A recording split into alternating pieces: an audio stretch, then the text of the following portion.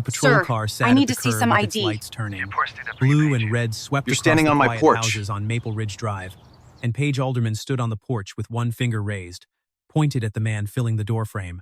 Behind her, a second officer waited with his hand on his belt. Nolan Cade did not step back. He did not raise his voice. He looked at her, then past her, down the street where he had lived for 15 months. "Sir, I'm going to need to see some ID." He let the words settle. "You're standing on my porch." 2 days before that porch became the dividing line between a badge and a door, Nolan Cade carried 2 paper bags of groceries up the front walk of his house on Maple Ridge Drive in Overland Park, Kansas. The street was the kind that looked the same in every direction. Low fences, trimmed hedges, recycling bins lined up like sentries on Thursday mornings. He wore a flannel shirt with the sleeves rolled to his forearms, and his truck, a 10-year-old Tacoma with a car seat strapped in the back, sat in the driveway with a thin film of Kansas dust on the hood. To the neighbors, Nolan Cade was simple math. Single dad. Freelance something consulting, maybe. The kind that let him work from home in sweatpants. Moved in about 15 months ago with a quiet little girl and no wife. Kept to himself. Waved from the driveway but never lingered. Nobody on Maple Ridge knew that every morning. After he dropped his daughter off at Tomahawk Elementary, he drove 35 minutes east on Interstate 70 into downtown Kansas City. That evening, the kitchen smelled like garlic and butter. Rosie sat across from Nolan, at the small table near the window, her legs swinging above the floor. She held a paperback open with both hands, reading aloud slowly, carefully, her finger tracking each word. She stumbled on Magnificent, tried it twice, and looked up. Nolan waited. He raised his eyebrows slightly, the way he always did when he knew she could get it on her own. She tried again. Got it right. He nodded once. The kitchen was quiet after that, just the sound of a 9-year-old turning pages and a father listening. The next morning, Nolan stood on his front lawn with a garden hose. A black Chevy Suburban pulled up and parked directly in front of his property. Vernon Stride stepped out, gray sport coat, no tie, silver watch catching the light. 52 years old, 3 consecutive terms on the Overland Park City Council. He crossed the grass with the stride of a man who believed he owned everything his shoes touched. "Morning," Vernon said. He did not offer a hand. "You know, we have a neighborhood standards committee. Just want to make sure everyone's on the same page." His eyes moved past Nolan to the chipped paint on the mailbox post. The garden hose coiled unevenly near the spigot. "Keeps the street looking sharp. Property values, you understand." Nolan turned the hose nozzle off. "Appreciate it," he said. "Nothing else." Vernon studied him for a moment, then walked back to his Suburban. Vernon's Suburban pulled away from the curb and turned left at the end of the block, unhurried, the way a man drives when he wants you to watch him leave. From the far end of Maple Ridge, a patrol car rolled through at 15 miles per hour. Officer Page Alderman, 8 years on the Overland Park Force, 36 years old. The kind of officer who remembered license plates the way other people remembered faces, glanced through the passenger window as she passed.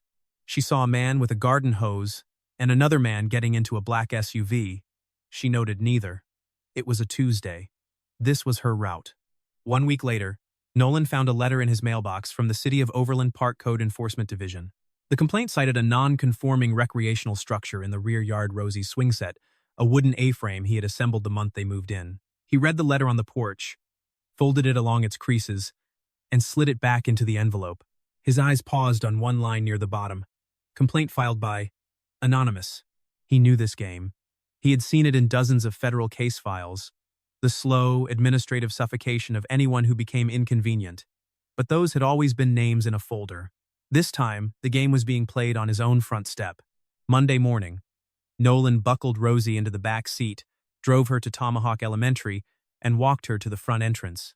She turned at the door and waved a small, automatic gesture, her backpack bouncing against her shoulders. He waved back. Then he got into the Tacoma and did not drive home. He took Interstate 70 east, past the suburbs, past the strip malls and car dealerships, into the concrete grid of downtown Kansas City. He pulled into the parking garage beneath the Charles Evans Whitaker United States Courthouse, a 17-story federal building on Grand Boulevard that most people in Overland Park had never entered. He stepped out of the truck. The flannel was gone. Dark suit, navy tie, Oxford shoes, polished to a dull shine. Nolan walked through the security checkpoint, nodded to the marshal at the desk, and took the elevator to the 7th floor. He turned left down a carpeted hallway and stopped at a door with a brass nameplate. Nolan Cade, Assistant United States Attorney, District of Kansas. Inside, his desk held a stack of folders thick enough to prop open a door. The one on top was flagged with a red label. Stride. Municipal corruption. Active. He opened it. Photographs of signed contracts. Bank transfer records routed through 3 shell companies. A network diagram with lines connecting city council votes to contractor payments, and at the center of every line, one name: Vernon Stride. He sat down, removed his jacket, hung it on the back of his chair, and placed both hands flat on the desk, a habit from years of reading case files that required stillness before they could be understood. Everything from the past 48 hours snapped into a different frame. The anonymous complaint was not random. The code enforcement letter was not routine. Nolan Cade was not a victim being harassed by a petty councilman. He was the man building the federal case against him. And every reaction he suppressed, every question he deflected, every moment he stood still on that porch while a police officer pointed at his chest, all of it was calculated. One wrong response, one flash of authority, one mention of his title, and 6 months of investigation would collapse overnight. His desk phone rang. He picked up on the second ring. The call from Saturday night, Sergeant Lyle Ferris said. No greeting. They had a direct line established through interagency coordination months ago. Came from a burner. But the language in the dispatch report matches 2 other calls this quarter. Both originated from addresses tied to properties Vernon controls. Nolan leaned back. Same phrasing, almost word for word. Suspicious male, possibly trespassing. 3 times in 2 months, 3 different residents, all on or near Maple Ridge. You want me to flag it? Not yet, Nolan said. Let it build. On the other side of the city, Paige Alderman sat at her desk in the patrol division of the Overland Park Police Department, typing her incident report from Saturday night. She pulled up the dispatch record. Suspicious male, possibly trespassing at 147 Maple Ridge Drive. She had arrived to find a man standing inside his own home, his name printed on the mailbox at the curb. The caller had given no name. The number was blocked. She clicked through the dispatch logs for the previous 2 months. 3 similar calls. Same neighborhood. Same vague language. Same blocked numbers. She sat back and stared at the screen. The fluorescent light above her desk buzzed faintly, and the precinct hummed with the midday noise of keyboards and ringing phones. But Paige heard none of it. The pattern was too clean to be coincidence. Someone was using her department as a weapon, filing calls like ammunition, 1 round at a time, and on Saturday night, she had been the one who pulled the trigger without knowing the gun was loaded. Paige began pulling the files on the 3 prior calls. Each one targeted a resident on or near Maple Ridge Drive. The first was Ruth Kellen, 71 years old, reported for property abandonment. Her house was clean, her lawn was mowed, and her porch light was on when officers arrived. The second was a man named Dale Emery, flagged for operating an unlicensed business out of his home. He had been restoring a 1968 Camaro in his garage on weekends. The third was a noise complaint filed against a family 2 streets over during a backyard birthday party that ended at 7 in the evening. None of the complaints held up. All of them generated official visits. All of them left a mark, a file opened, a record created, a note in the system that said someone in this house had caused trouble. The pattern was unmistakable. Someone with knowledge of how municipal systems worked was filing strategic complaints designed not to result in citations, but to create pressure, to make people feel watched, to remind them that someone with more power than they had was paying attention. Paige drove back to Maple Ridge on her lunch break. She was not dispatched. She was not on a call. She stood on Nolan Cade's porch for the 2nd time in 4 days. But this time there was no second officer behind her. No finger pointed. No lights flashing at the curb. Mr. Cade, she said when he opened the door, I owe you an apology. That call shouldn't have gone the way it did. Nolan looked at her. For the first time, he saw something other than a badge and a script. He saw a woman standing in the space between what she had been told to do and what she believed was right. It was a space he recognized. He lived in it every day. I appreciate that, he said. She hesitated, then asked what he did for a living. Consulting, he said. Mostly paperwork. It was close enough to the truth to not be a lie, and vague enough to be nothing at all. Paige nodded. She did not press further, but she noticed his hands steady, unhurried, the hands of a man who was used to choosing his words with precision. She filed that detail away the way she filed everything, quietly, without knowing yet what it meant. That same afternoon, Nolan opened his laptop to find an email from the Maple Ridge Homeowners Association, a board that Vernon Stride chaired. The subject line read, "Notice of Non-Compliance." The body demanded the removal of an unapproved backyard structure within 14 days or face daily fines. The structure in question was Rosie's swing set. Nolan closed the laptop. He walked to the back window and looked out at the yard. The swing set stood at the far end of the grass, its wooden frame slightly weathered, one seat hanging still. Rosie played on it every afternoon after school. She would pump her legs until the chains went slack at the top of the arc, and then she would jump 3 feet of air, landing in the grass with both sneakers, laughing at nothing in particular. He understood now. Vernon was not just harassing him. He was probing testing which residents would push back, which ones would fold, which ones would call a lawyer, or make noise. And Nolan would do none of those things. He would do what he had been trained to do. He would be still. He would let the file grow. Inside the federal courthouse, the case against Vernon Stride was taking shape behind closed doors. Nolan and 2 analysts from the Public Integrity Unit spent the morning mapping a chain of municipal contracts approved by the Overland Park City Council over the past 5 years. 3 construction firms had won bids during that period, all 3 linked to a limited liability company registered in Topeka and owned by Vernon's brother, Glenn Stride. The total value of those contracts came to $4.7 million. Each contract had been awarded through what appeared on paper to be a competitive process, but the pattern told a different story. In every case, the public notice period for bid submissions had been shortened sometimes by as little as 72 hours, just enough to ensure that only one contractor could submit a complete proposal on time. The contractor connected to Glenn. Nolan circled the dates on a whiteboard and stepped back. The pattern stared back at him like a diagram of a machine built to do one thing very well. The timing was surgical. Vernon controlled the council calendar. He set the agenda. He decided when items moved from committee to full vote. And in every instance, the abbreviated notice window aligned with weeks when competing contractors were occupied with other city projects. Projects Vernon had also approved. Across town, Paige was asking questions of her own. She brought up Vernon Stride's name in the break room, testing the air. Most of her colleagues changed the subject or found somewhere else to be. One officer, a 12-year veteran named Tran, leaned close enough that no one else could hear. Stride donates to the Police Benevolent Fund every year. 10 grand, like clockwork. Nobody wants to be the one who rocks that boat. Then he picked up his coffee and walked away. Paige understood. Vernon's influence did not stop at City Hall. It reached into the department. Not through threats, through generosity. The kind that came with a silent invoice. That afternoon, she was running radar on Metcalf Avenue when the elementary school let out. She saw the Tacoma parked at the curb near the entrance, and Nolan standing beside it with his hands in his pockets. The doors opened, and Rosie came through at a run backpack bouncing, arms out. She hit him at full speed and he caught her, lifting her a half step off the ground before setting her down and taking her hand. They walked to the truck together. Paige watched from across the street. She did not pull over, but something shifted in her expression, a recognition, small and private, that the man in the dispatch report was not a case number. He was a father waiting for his daughter at the end of the school day. Vernon escalated again. 2 days later, a building code inspector arrived at Nolan's front door with a clipboard and a city vehicle. Official inspection, structural integrity of residential additions. Nolan invited the inspector inside without hesitation. The man checked the foundation, the wiring, the load-bearing walls.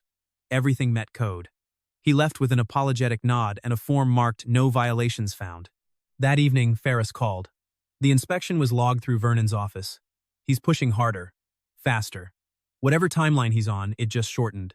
Nolan set the phone on the counter. If Vernon figured out who was behind the investigation before the case file was sealed, everything, the contracts, the shell companies, the forged timelines would be buried under lawyers and deleted emails. The file needed one more piece. Nolan just did not know where it would come from. Vernon Stride learned that Paige Alderman had returned to Maple Ridge Drive outside of any dispatched call. He made a phone call that afternoon to Captain Louis Devereaux, the commanding officer above Ferris in the department's chain. His tone was measured, the way it always was when he wanted something entered into a record without leaving his fingerprints on it. He expressed concern that a patrol officer was making repeated unsolicited visits to a resident's home without authorization or cause. Devereaux called Page into his office the next morning. He sat behind his desk with his hands folded. "Stay in your lane, Alderman." He did not ask what she had found. He did not ask why she had gone back. The message was not about facts. It was about territory. Page sat in her patrol car afterward, engine off, staring through the windshield. She could stop. She could write her reports, drive her route, answer her calls, and let the pattern she had uncovered dissolve into the noise of a system that did not want to hear it. Nobody would blame her. Nobody would even notice. But she had seen the dispatch logs. She had seen Ruth Kellen's file and Dale Emery's file and the birthday party that ended at 7. She had stood on a man's porch and pointed at him in his own doorway because someone with a blocked number had decided he did not belong. Stopping now meant accepting that she had been used as a tool and that she was willing to leave it at that. She was not willing. She had taken an oath 8 years ago. The oath did not have an asterisk next to the part about protecting and serving. It did not say unless the person filing the complaint donates $10,000 a year to your department. She put the car in gear. 2 days later, after the morning briefing, Ferris caught Page in the hallway. He waited until the corridor was empty, then spoke just above a whisper. "I can't tell you what to do off the record, but I can tell you this: whatever you think you're seeing on Maple Ridge, you're not wrong." Page searched his face. Ferris knew more than he was saying, and the fact that he could not say it meant the thing he knew was larger than a neighborhood dispute. That evening, Nolan was sitting on the front porch steps when Page's cruiser turned onto Maple Ridge. She slowed, stopped, sat in the car for a long moment, watching him through the glass. Then she opened the door and stepped out. They talked. Not about the complaints. Not about Vernon. About the street. About the heat in Kansas in July. The way the humidity sat on everything like a damp cloth you could not wring out. About what it was like to move to a place and try to make it feel like yours. For the first time, their conversation did not begin with a mistake or an apology. It began with silence, and the silence was comfortable enough to build on. Near the end, Paige leaned forward with her elbows on her knees. "Someone is using my badge against people who live here," she said. "I'm going to find out who." Nolan looked at her. He knew the answer. He had known it for 6 months. But he could not speak. Not because of discipline this time, not because of protocol. Because if she dug deep enough, she would cross into the federal investigation, and Vernon would feel the ground shift beneath him. And Vernon, when cornered, was not a man who would fold quietly. He would burn whatever he could reach. And Paige was standing close enough to catch fire. Her name was Marlene Ott. She was 58 years old, and she had worked as the administrative clerk for the Overland Park City Council for 20 years. She filed the minutes. She organized the voting records. She maintained the archives. In a building full of people who wanted to be seen, Marlene was the one no one noticed: the woman who refilled the coffee urn, replaced the toner cartridges, and locked the filing cabinets at the end of the day. For 3 years, Marlene had been making copies. Not random copies. Specific ones. Every time the city council held a closed session to finalize the terms of a municipal contract, Marlene printed 2 versions of the minutes: the one approved during the vote, and the one that appeared in the official record afterward. They were never identical. Line items changed. Dollar amounts shifted. Contractor names were swapped between subparagraphs. The version the council approved was not the version that was signed. Vernon made the changes himself, after hours, using his access to the council's document management system. Marlene watched him do it through the reflection in the glass partition outside his office. She never confronted him. She never told anyone. She walked to the copier, printed the original, and placed it in a manila envelope she kept in the bottom drawer of her desk at home. She did not go to Nolan. She did not know he existed beyond the name on a mailbox. She went to Paige. They met at a coffee shop in Lenexa, off Marlene's usual route home. Marlene sat in a booth near the back with her hands wrapped around a mug she had not touched. When Paige slid in across from her, Marlene reached into her bag and set a manila envelope on the table. "I've been watching him change numbers for 3 years, she said. Her voice was steady, but her fingers pressed white against the ceramic. "I was afraid to say anything because my pension depends on that office. But after what he did to you, filing complaints about you to your captain, I realized he'll eventually come for all of us." Inside the envelope, Photocopies of original council minutes alongside the altered versions, each discrepancy highlighted in yellow. Contract amounts increased by increments small enough to avoid audit triggers, but large enough, over 5 years, to funnel $1.2 million toward the companies connected to Glenn Stride. Paige turned the pages slowly. She was not a forensic accountant. She did not understand every line, but she understood the shape of it, the careful, patient architecture of a man who believed he would never be caught because no one was watching. She called Nolan that evening. It was the first time she had reached out to him with a purpose beyond apology or conversation. "I have something," she said. "I don't know exactly what it means yet, but it's bigger than noise complaints." There was a pause on the line. His voice was calm when he spoke, but she heard the shift in his breathing, something tightened, something opened. "Can we meet?" Not at his house, not at the station. At a coffee shop in Leawood. Neutral ground. They sat across from each other in a corner booth. Nolan looked at the envelope, and for the first time in 6 months, he understood that the wall he had built between his investigation and every other part of his life was about to come down. He could protect the case, or he could trust her. He could not do both from behind a closed door. At the coffee shop in Leawood, Nolan opened the manila envelope and turned the pages one at a time. He read each highlighted discrepancy, cross-referenced it against numbers he had memorized from his own case file, and set each page face down on the table when he finished. It took 4 minutes. Neither of them spoke during those 4 minutes. Then Nolan placed his hands flat on the table and looked at Paige. "Officer Alderman, I need to tell you something, and I need you to hear all of it before you respond."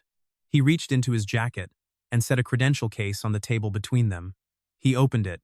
Department of Justice, District of Kansas. Nolan Cade, Assistant United States Attorney. Paige looked at it. She did not pick it up. She did not touch it. She sat perfectly still for 10 seconds, long enough for the ambient noise of the coffee shop to fill the silence like water rising in a glass. "I've been investigating Vernon Stride for 6 months, Nolan said.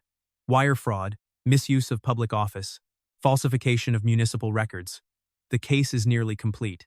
What's been missing is direct evidence of document tampering, proof that the contracts signed by the city differ from the ones the council approved." He tapped the envelope. "What you're holding is the piece we've been missing." Paige's jaw tightened. Not from anger, from recalibration.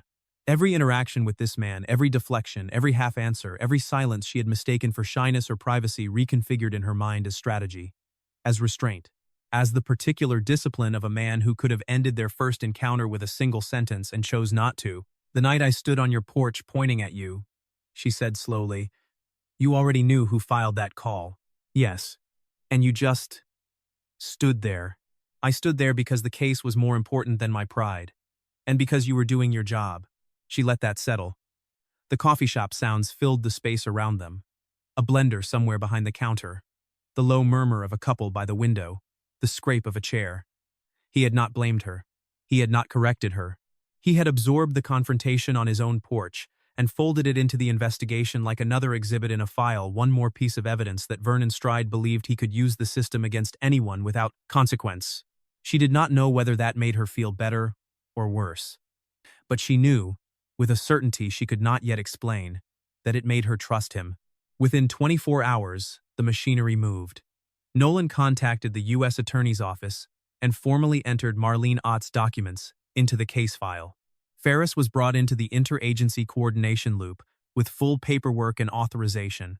Paige provided a sworn statement detailing the pattern of false reports, Marlene's testimony, and the chain of custody for the photocopied minutes.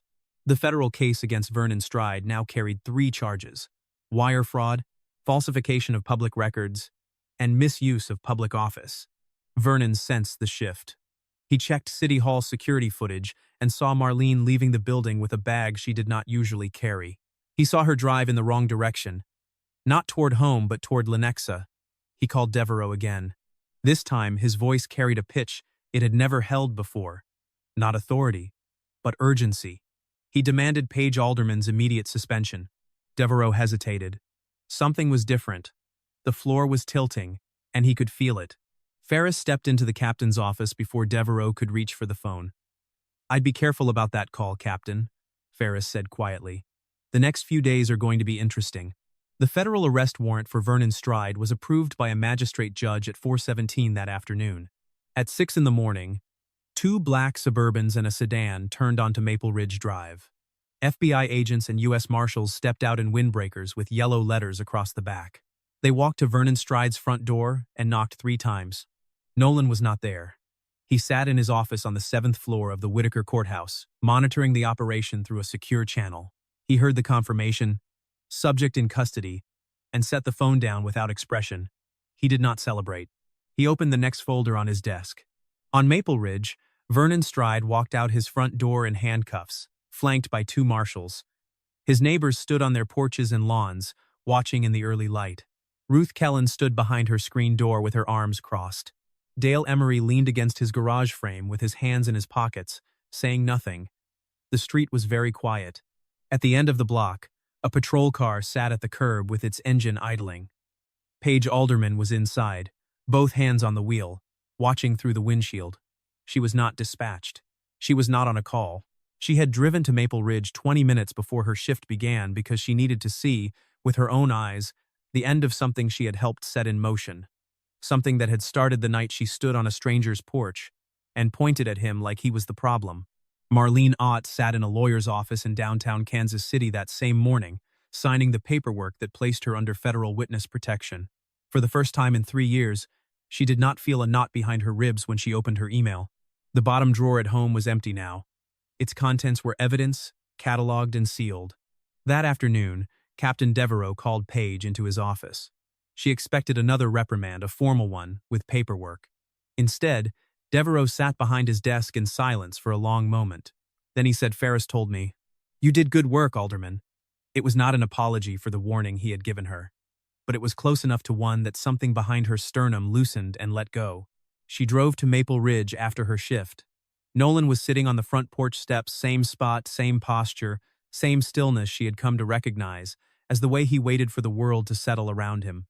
She parked her cruiser at the curb and walked up the path. Neither of them spoke for a while. The street was quiet. The black Suburbans were gone. The neighbors had retreated inside. The only evidence that anything had changed was the absence of a black Chevy Suburban that used to park wherever it pleased. Then Paige looked at him. "So, consulting. Mostly paperwork." Nolan turned his head. And for the first time in longer than he could measure, he laughed. Not the polite kind, not the nod and exhale he used at school functions and neighborhood introductions.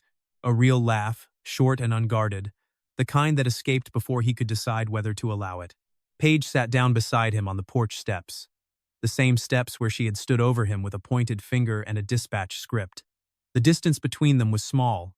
A foot, maybe less. Neither of them closed it. They sat in the late afternoon light while the Kansas sun stretched their shadows long and parallel across the sidewalk.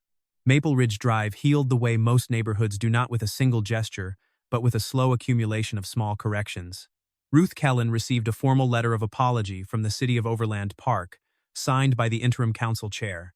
She pinned it to her refrigerator with a magnet shaped like a sunflower and did not take it down. Dale Emery went back to restoring his Camaro without checking the mailbox for citations. The family 2 streets over threw another backyard birthday party. It ran until 9. No one called. The system corrected itself slowly, imperfectly, but in ways that could be measured. 3 of Vernon's council initiatives were suspended pending review.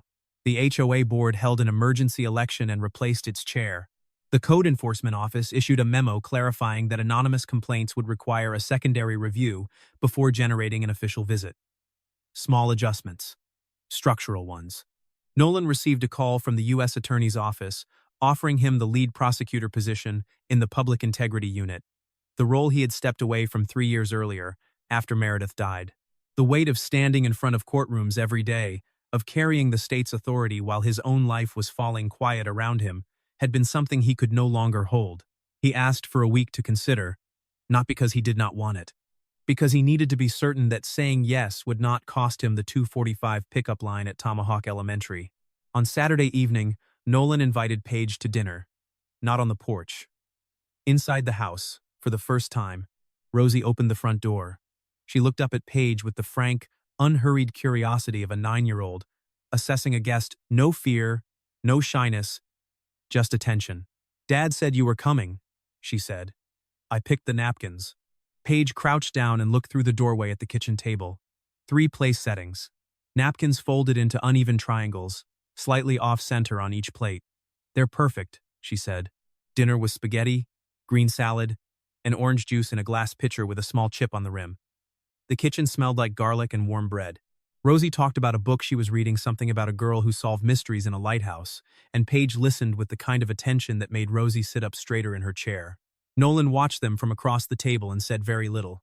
He held his fork loosely in one hand and let the scene wash over him, the sound of his daughter's voice filling the kitchen, the way Paige turned her head to listen, as if what Rosie was saying was the most important briefing she had received all week. For the first time in 3 years, there were 3 people sitting at this table. The empty chair had been there so long he had stopped seeing it. Now someone was in it. The arithmetic of that fact was louder than any conversation could have been.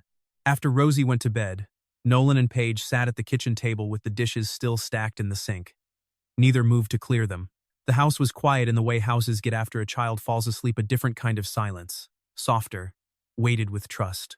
Paige's eyes drifted to the shelf near the hallway, a framed photograph of a woman laughing, her hair caught mid-motion by the wind, sunlight on her face. Meredith.